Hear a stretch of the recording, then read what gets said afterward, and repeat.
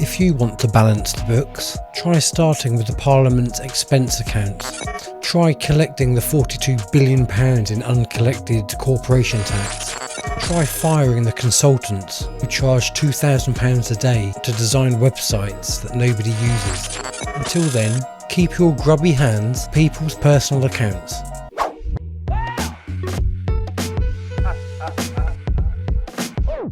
So, guess what the government has decided is a great idea? In a move that can only be described as legalised theft, and that's me being polite, HMRC now has the power to raid your bank account. Your bank account. No warning, no court order, no due process, just zap.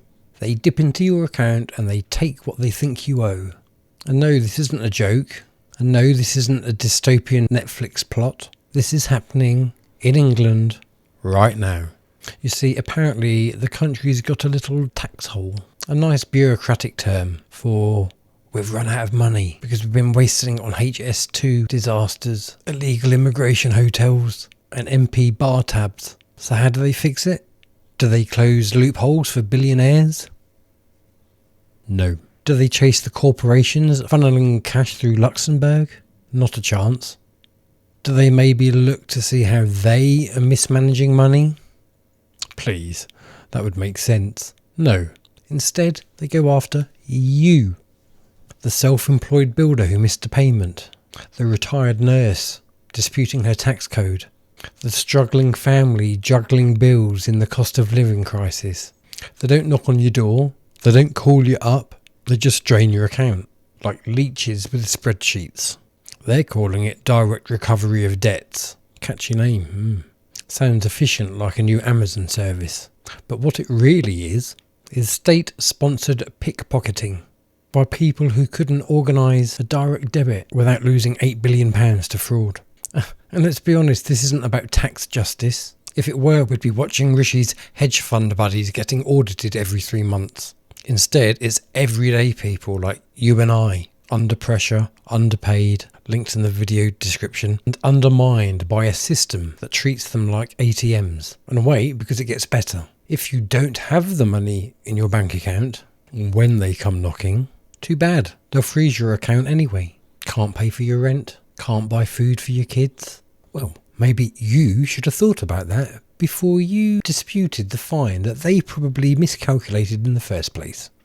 Because let's not forget, this is HMRC we're talking about. The same people who lose tax records, who send letters to dead people, who can't even answer a fucking phone call without a 4-hour wait time and a prayer. But sure, let's give them total access to your bank account. What could possibly go wrong? You see, this isn't just about tax anymore. This is about control. It's also about jurisdiction and how they don't lawfully have it. The banks or the government.